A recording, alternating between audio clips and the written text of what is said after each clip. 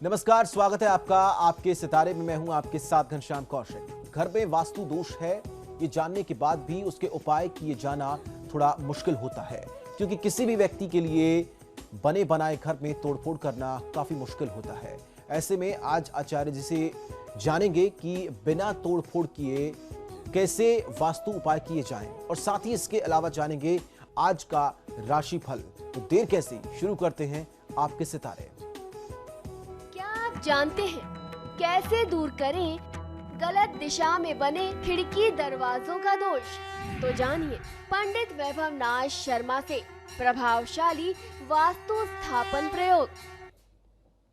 आपके सितारे में आप अपनी हर परेशानी का हल प्राप्त कर सकते हैं और अपने सवाल पूछ सकते हैं। स्टूडियो में साथ देने के लिए मौजूद हैं विश्वविख्यात ज्योतिषाचार्य और वास्तुशास्त्री पंडित वैभव नाथ शर्मा जी। आचार्य जी, आपका हार्दिक स्वागत है। जी नमस्कार। तो यदि आप भी अपनी कुंडली के ग्रह नक्षत्रों से परेशान हैं, या कार्य, व्यापार, परिवार की चिंता कर रही है आपको परेशान, तो आप भी हमें कॉल कर सकते हैं। हमारे नंबर्स लगातार आपकी टीवी स्क्रीन पर फ्लैश किए जा रहे हैं। आप हमें हमारे टोल फ्री नंबर पर भी कॉल कर सकते हैं। आप हमसे सीधी बात कर सकते हैं। हमारा टोल फ्री नंबर है 180010263003। आप इस नंबर पर मुफ्त में कॉल करें। इसके अलावा आप हमें हमारे लैंडलाइन नंबर्स 012046463332 और 012046463327 पर भी कॉल करके हमसे सीधी बात कर सकते हैं। तो चलिए सबसे पहले आचार्य जी से जान लेते हैं आज का पंचांग। जी बिल्कुल, आज का पंचांग इस प्रकार है। विक्रम संवत 2071 मास चल रहा है आषाढ़, और आषाढ़ मास के शुक्ल पक्ष की आज पंचमी तिथि है। बुधवार का दिन है, नक्षत्र है मघा, योग है सिद्धि और करण है बव। चलिए अब बढ़ते हैं 12 राशियों के राशिफल की तरफ, और जिसमें सबसे पहले बात करते हैं मेष राशि वाले जातकों की। उनका आज का दिन कैसा रहने वाला है? मेष राशि वाले जातक लोगों के लिए आज की दिनचर्या में आपके कार्य व्यापार में आपको बहुत बड़ा धोखा मिल सकता है। आज आपको बहुत सावधानी से काम करने की आवश्यकता है। कोई व्यक्ति आपके साथ रहेगा, आपको लगेगा कि आपका शुभचिंतक है, आपका हितैषी है, लेकिन आपको बहुत बड़ा धोखा आज वो दे सकता है। तो आपको सावधान रहने की आवश्यकता है। स्वास्थ्य की स्थिति, पिता पक्ष और उसके साथ साथ करियर के लिए लिहाज से भी आज का दिन बहुत अच्छा नहीं रहने वाला है। स्वास्थ्य भी प्रभावित रहेगा, पिता के साथ संबंध या पिता का स्वास्थ्य भी ठीक नहीं रहेगा, और आपका करियर भी आज बहुत अच्छा नहीं चलेगा। वहीं विद्यार्थी वर्ग को बहुत अच्छी सफलता आज मिल सकती है, लेकिन यह सफलता निर्भर करेगी उनकी अपनी मेहनत पर। आज के दिन को शुभ बनाने के लिए ओम श्रीराय नमः मंत्र का 108 बार जाप कर लेना आपके लिए सर्वोत्तम होगा। आज आपको किसी भी परिस्थिति में निराश होने से बचना चाहिए। चलिए अब जान लेते हैं वृषभ राशि वालों का दिन कैसा रहेगा, और दिन को शुभ बनाने के लिए क्या करें और क्या ना करें। वृषभ राशि वाले जातक लोगों के लिए यदि आपका स्वास्थ्य काफी समय से खराब चल रहा था, प्रभावित चल रहा था, तो आज आपका स्वास्थ्य शुभ हो सकता है। स्वास्थ्य लाभ की स्थिति दिखाई देती है, स्वास्थ्य उत्तम रहेगा। खर्च में आपकी कुछ कमी आप कर सकते हैं। अगर आपने किसी से पैसे उधार ले रखे हैं तो उसे पैसे आज आपको चुका देने चाहिए। नए कार्य को आरंभ करने की आज आप योजना बना सकते हैं, या अगर कोई योजना थी तो नए कार्य को आज आप आरंभ कर सकते हैं, श्री गणेश कर सकते हैं, ऐसी स्थिति बनती है। व्यापार व्यवसाय में आज आपको बहुत अच्छा लाभ मिलेगा, ऐसी संभावना भी बनती है। आज के दिन को शुभ बनाने के लिए ओम श्री कराय नमः मंत्र का 108 बार जाप कर लेना आपके लिए सर्वोत्तम होगा। व्यर्थ की बातों में खुद को लगा करके बहुमूल्य समय आप अपना नष्ट मत करिए आज। चलिए अब जान लेते हैं मिथुन राशि वाले जातक अपने दिन को शुभ बनाने के लिए क्या करें। मिथुन राशि वाले जातक लोगों के लिए आज व्यापार संबंधी कोई भी महत्वपूर्ण निर्णय लेने से आज आपको बचना चाहिए। समय पर कार्य न होने के कारण आज आपका तनाव भी ज्यादा रह सकता है। आपके स्वास्थ्य में और आत्मविश्वास में भी किसी न किसी प्रकार से कमी आने की संभावना आज बनते दिखाई देती है। आज के दिन को शुभ बनाने के लिए ओम श्री कंठाय नमः मंत्र का 108 बार जाप कर लेना आपके लिए सर्वोत्तम होगा। परिवार की बात या सुझाव को आप बिल्कुल भी अनदेखा ना करें। चलिए अब जानते हैं कर्क राशि वाले जातकों के सितारे आज क्या कहते हैं। कर्क राशि वाले जातक लोगों के लिए आपके कार्यक्षेत्र में काफी समस्या व वाद विवाद की स्थिति चल रही थी पुराने समय से, वह आज भी बनी रहेगी, जिसके कारण आप बहुत ज्यादा परेशान हो सकते हैं। आज आपकी चिंता, आपकी परेशानी, आपके तनाव का एक मूल कारण ये आपके पुराने वाद विवाद भी हैं। जीवन साथी का सहयोग आपको मिलेगा, जिससे घरेलू मामलों पर आप ध्यान देने में व्यस्त रह सकते हैं। घरेलू जो भी समस्याएं थी आज आप उसका निदान करने में व्यस्त रहेंगे। आज के दिन को शुभ बनाने के लिए ओम शूर्पकर्णाय नमः मंत्र का 108 बार जाप कर लेना आपके लिए सर्वोत्तम होगा। आज किसी भी प्रकार से अपनी मेहनत में कमी नहीं करनी चाहिए, परिश्रम से पीछे मत हटिए। चलिए अब जान लेते हैं सिंह राशि वाले अपने दिन को अच्छा व्यतीत करने के लिए क्या करें। सिंह राशि वाले जातक लोगों को आज की दिनचर्या में कुछ नए विचार, कुछ तरोताजा विचार आ सकते हैं और अच्छे प्लान आपके दिमाग में आ सकते हैं, जिससे आप काफी आगे बढ़ेंगे। आगे बढ़कर के काम करेंगे तो फायदा मिलेगा। कामकाज के सुखद परिणाम आपके समक्ष आएंगे। स्वयं का सोच विचार आपके लिए सार्थक रहने वाला है, तो आप जितना स्वयं अपने से चिंतन मनन करके कोई निर्णय करेंगे वह आपके लिए ज्यादा हितकारी होगा। आज के दिन को शुभ बनाने के लिए ओम शुद्धाय नमः मंत्र का 108 बार जाप कर लेना आपके लिए सर्वोत्तम है। आज ज्यादा नहीं बोलना चाहिए, सोच समझ करके आप नपा तुला बोलें, आपके हित में रहेगा। चलिए अब जान लेते हैं कन्या राशि वालों का आज का दिन कैसा रहने वाला है। कन्या राशि वाले जातक लोगों के लिए आज संपत्ति से संबंधित कोई लेन देन करने से आपको बचना चाहिए। व्यापारिक प्रतिस्पर्धा में हानि होने की आशंका दिखाई देती है। आपसी मामलों में व्यर्थ का तनाव लेने से भी आपको बचना है। लापरवाही यदि आप काम में करेंगे तो आपके काम जो है, जो बनते हुए काम है, वह बहुत ज्यादा प्रभावित हो सकते हैं, बिगड़ सकते हैं। तो अपने काम में, कार्यक्षेत्र में आज आप लापरवाही मत दिखाइए। आज के दिन को शुभ बनाने के लिए ओम शिवाय नमः मंत्र का 108 बार जाप कर लेना, शिव पूजा करना, शिवलिंग पर दूध या जल अर्पित करना आपके हित में होगा। मानसिक थकान और उदासीनता को आप अपने ऊपर हावी ना होने दें। अब जान लेते हैं तुला राशि वाले जातक आज के दिन को शुभ बनाने के लिए क्या करें और क्या ना करें। तुला राशि वाले जातक लोगों के लिए अपने परिवार से जुड़ा हुआ कोई बेहद अहम निर्णय आज आपको लेना पड़ सकता है, लेकिन आपको ध्यान ये रखना चाहिए कि जब आप ये निर्णय कर रहे हैं तो ये फैसला ऐसा हो जिससे आपके परिवार के हर व्यक्ति का, हर सदस्य का उसमें स्वार्थ नहीं तो सबका भला हो। परिजनों के साथ परस्पर मनमुटाव न बढ़े, इसका आपको विशेष ध्यान रखना होगा। कहीं ऐसा ना हो जाए कि किसी एक व्यक्ति का विशेष हित उसमें सिद्ध हो जाए और बाकी लोगों का हित जो है वह साध्य ना हो पाए। तो ऐसी परिस्थिति से आपको बचना चाहिए। ऐसा निर्णय करें जो सबके लिए हितकारी हो, कल्याणकारी हो। आज के दिन को शुभ बनाने के लिए ओम शाश्वताय नमः मंत्र का 108 बार जाप कर लेना आपके लिए सर्वोत्तम होगा। आज का दिन आपके लिए यात्रा के लिहाज से बहुत अच्छा नहीं है। अगर कोई यात्रा की योजना है, ऐसा कोई प्रसंग है, तो उसे कुछ अच्छे समय के लिए टाल देना चाहिए। चलिए अब जान लेते हैं वृश्चिक राशि वाले जातकों की राशि आज क्या कहती है। वृश्चिक राशि वाले जातक लोगों के लिए यदि आपको अपने साथ काम करने वाले किसी व्यक्ति के साथ उसके कार्यशैली से, उसके व्यवहार से कोई दिक्कत है, उसके क्रियाकलापों से दिक्कत है, तो आज आपको उनके इस व्यवहार पर आपको खुलकर के बात करनी चाहिए। उस समस्या का कोई ना कोई हल अवश्य निकलेगा जब आप उनसे बात करेंगे। आज की दिनचर्या में कार्य सफलता के लिए अधिक परिश्रम आपको करना पड़ सकता है, तो अपनी मेहनत में किसी भी प्रकार से आप कमी कोई मत रख छोड़िए। आज के दिन को शुभ बनाने के लिए ओम शांताय नमः मंत्र का 108 बार जाप कर लेना आपके लिए सर्वोत्तम होगा। आज आपको क्रोध करने से बचना है।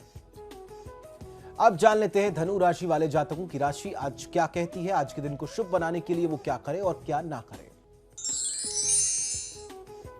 जी बिल्कुल, धनु राशि वाले जातक लोगों के लिए कभी कभी आप अपने कामों को अधूरा छोड़ देते हैं। आज आपको अपनी इस आदत को बदलना होगा। बहुत ध्यान से आप बदलिए।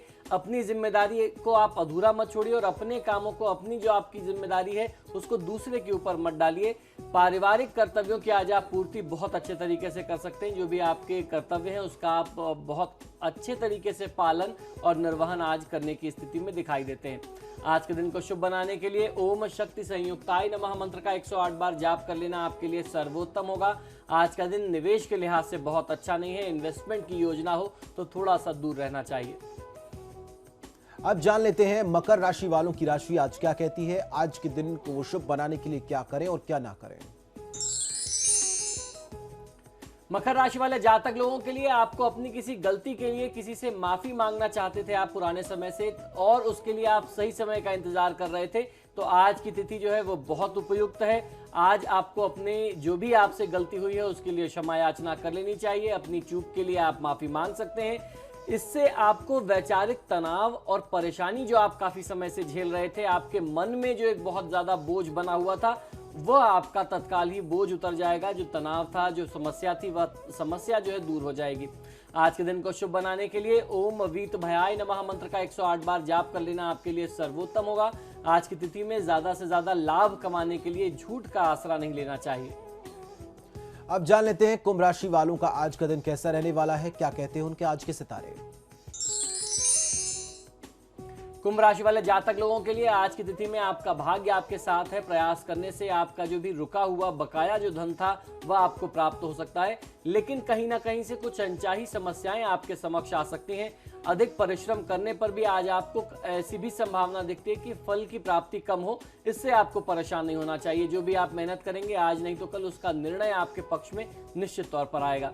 आज के दिन को शुभ बनाने के लिए ओम विभुदेश्वराय नमः मंत्र का 108 बार जाप कर लेना आपके लिए सर्वोत्तम होगा। आज ऐसा कोई भी व्यवहार ना करें जिससे किसी के दिल को, किसी की भावना को ठेस पहुंचे। अब जान लेते हैं मीन राशि वाले आज क्या करें और क्या ना करें और कैसी है उनके सितारों की चाल। मीन राशि वाले जातक लोगों के लिए आज आप अपनी पुरानी यादों में खो सकते हैं। बीते हुए दिन आप याद कर सकते हैं और अपने बीते हुए कल से कुछ सीख आपको लेनी चाहिए और उसको सीखते हुए आगे बढ़ना चाहिए। साहित्य कला से जुड़े हुए लोगों को आपको आज अपनी सृजनात्मकता प्रस्तुत करने का, दिखाने का अवसर प्राप्त होगा। बहुत एक अच्छा प्लेटफॉर्म आज आपको मिल सकता है जहां आप अपने टैलेंट को दिखा सकें। आज के दिन को शुभ बनाने के लिए ओम विनायकाय नमः मंत्र का 108 बार जाप कर लेना आपके लिए सर्वोत्तम होगा। आज बहुत बड़े वादे, बहुत बड़े कमिटमेंट्स करने से बचना चाहिए। चलिए यहां एक छोटे से ब्रेक के लिए रुकेंगे। ब्रेक के उस पार जाने के महाउपाय।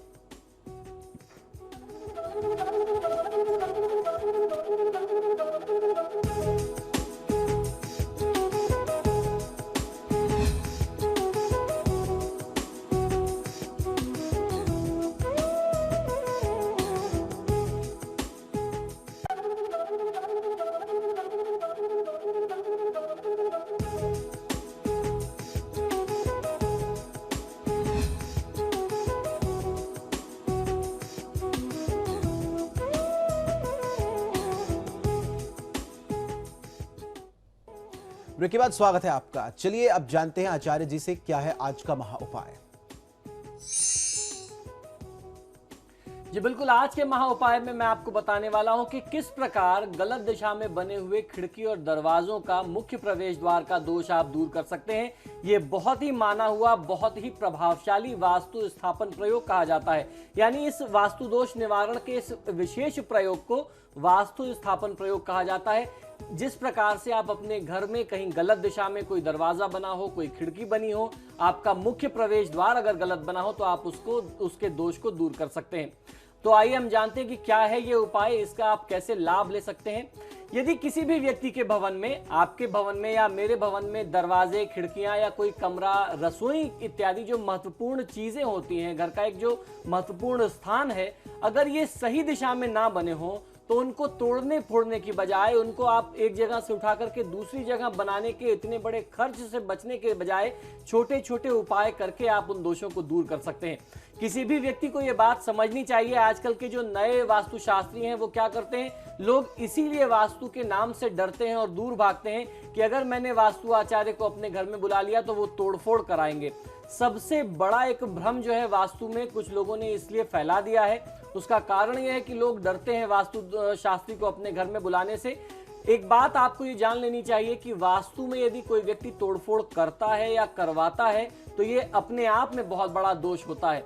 एक तो आपने पहले ही दोष किया, एक आपने पहली गलती कर दी कि आपने गलत बना दिया। दूसरी गलती आप ये कर रहे हैं कि आप उसको फिर से तोड़ रहे हैं।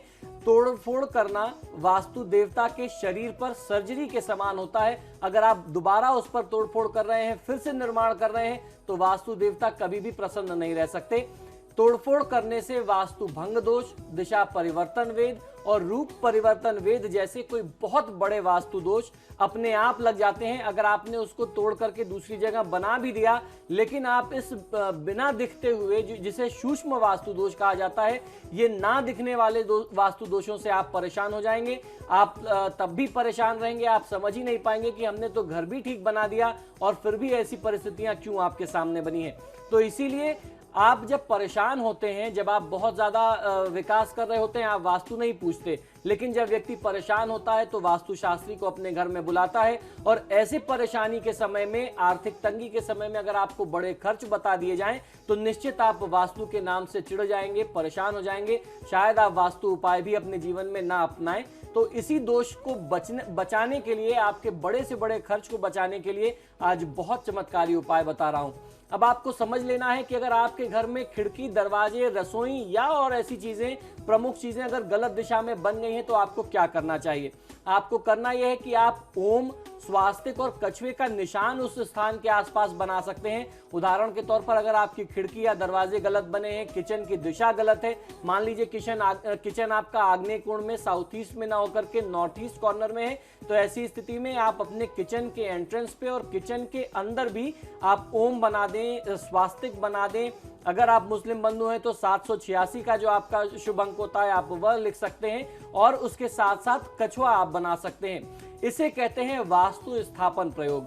कछुए का निशान इस तरह से बनाएं कि कछुए का मुख नीचे की ओर यानी जमीन की ओर हो, और पृष्ठभाग यानी पूंछ का जो हिस्सा है, पीछे का जो हिस्सा है, वह आकाश की ओर हो। यह प्रयोग संध्या काल में गोधूली वेला में करना चाहिए। इन सभी पवित्र और धार्मिक चिन्हों को बनाने के लिए लाल रंग से आप बना सकते हैं, या फिर लाल चंदन, जिसे रक्त चंदन कहा जाता है, कुमकुम, हल्दी, केसर से भी आप बना सकते हैं। सिंदूर और चमेली का तेल मिला करके भी आप इसको बना सकते हैं। जैसे हम लोग अक्सर बताते हैं कि सिंदूर और चमेली का तेल हनुमान जी को या गणेश जी को या भैरव जी को अर्पित करना चाहिए, जिसे चोला अर्पित कहते हैं। उसी चोले का प्रयोग आप इस धार्मिक चिन्ह को बनाने में अगर आप करें तो निश्चित तौर पर वास्तु दोष बहुत प्रभावशाली तरीके से दूर होता है। कछुए का निर्माण करते समय आपको कौन से मानसिक मंत्रों का जप करना है, ये मैं आपको बता देता हूं। इस मंत्र को बहुत ध्यान से सुनिए। मूल यही मंत्र है जिससे आप कछुए को बनाएंगे, यानी कछुए को स्थापित करेंगे। तो यह मंत्र है ओम कूर्मासनाय नमः। मंत्र पुनः एक बार सुन लीजिए, ओम कूर्मासनाय नमः। इन सभी मांगलिक चिन्हों के साथ कछुआ बन जाने पर आपको धूप दीप और गंगाजल के छींटे वहां पर देने हैं, धूप दीप दिखानी है। इस तरह से यह प्रयोग करने से गलत दिशा में बने द्वार, खिड़की, कक्ष यानी कोई कमरा इत्यादि तोड़ने की आपको आवश्यकता नहीं पड़ती। ऐसा शास्त्रीय मत है, शास्त्रीय कथन है। यहाँ ध्यान रखने वाली बात यह है कि यह प्रयोग सीढ़ी, टॉयलेट्स यानी शौचालय के लिए नहीं है। टॉयलेट्स अगर गलत डायरेक्शन में बन गए हैं तो ये मांगलिक चिन्ह, ये शुभ चिन्ह आप उनके टॉयलेट्स के आसपास या सीढ़ियों के आसपास नहीं बना सकते। इसकी आज्ञा हमारा शास्त्र नहीं देता, वह चीज गलत है। भूल कर भी उसके आसपास ऐसे पवित्र धार्मिक चिन्ह आपको नहीं बनाने चाहिए। आइए अब और आगे बढ़ते हैं और कुछ आगे की जानकारी करते हैं। अब जान लेते हैं कि भूमि का सुख देने वाला शक्तिशाली प्रयोग क्या है। बहुत सारे ऐसे लोग आते हैं हमारे पास जो कहते हैं कि हम बहुत प्रयास करते हैं लेकिन हमें अपनी प्रॉपर्टी का एक सौभाग्य नहीं प्राप्त होता, हमें अपना भवन कब मिलेगा, अपना मकान कब मिलेगा। आइए ये मैं आपको बताता हूं। यदि आपको लगता है कि आपके पास ही घर क्यों नहीं है, इस पूरी सृष्टि में एक आप ही इतने दुर्भाग्यशाली व्यक्ति क्यों हैं कि आपको अपना भवन प्राप्त करने का सौभाग्य नहीं बन पा रहा, आपके पास ही अपनी संपत्ति क्यों नहीं है, तो इतनी बड़ी दुनिया में आपको थोड़ी सी जगह नहीं मिल सकती क्या? आइए तो परेशान ना होएं, केवल कूर्म स्वरूप भगवान विष्णु की पूजा करें और इस कष्ट से भी आप मुक्ति पालें। आपकी जो शिकायत है ये भी आपकी दूर हो जाएगी, आपको अपना भवन प्राप्त होगा। विष्णु जी की प्रतिमा के समक्ष कूर्म की प्रतिमा यानी आपको कछुए की प्रतिमा रखनी है। यह प्रतिमा कागज पर भी बना करके आप स्थापित कर सकते हैं, अपने हाथ से ड्रॉ कर सकते हैं। और आपको ध्यान रखना है कि इस कछुए के नीचे 9 बार 9 अंकों की संख्या आपको लिखनी है। और ये जो आप 9 अंकों की संख्या लिखेंगे इससे 3-3 के क्रम में 9-9-9 करके आप ऐसे 3 पंक्ति में 9 लिखना है, यानी 9-9-9-9-9-9, फिर उसके नीचे 9-9-9।